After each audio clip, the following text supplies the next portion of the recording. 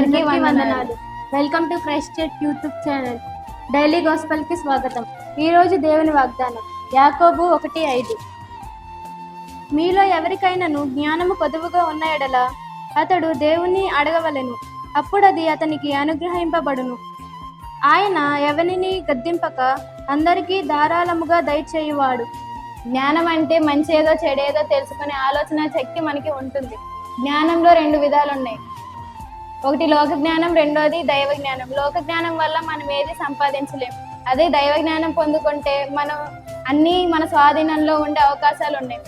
ఒకవేళ మనకి జ్ఞానం లేకపోతే మన దేవుడు అడిగితే ఇస్తాడు. అనుమానంగా అడగకుండా మనకి ఇస్తాడా ఇవ్వడా అన్నట్టు అడగకుండా దేవుడి మీద నమ్మకంతో విశ్వాసంతో అడిగితే మనకి తప్పగా ఇస్తాడు. ఆయన ఎవరిని గద్దింపక అందరికీ ధారాళముగా దయచేయవాడు. అంటే అందరికీ సమానంగా, ఒకరికి తక్కువ ఒకరికి ఎక్కువ కాకుండా సమానంగా జ్ఞానాన్ని ఇస్తాడు. ఈ చిన్న వాక్యం మీ జీవితంలో ఫలించాలని కోరుకుంటున్నాను. Amen. Please do like, share and subscribe to our channel.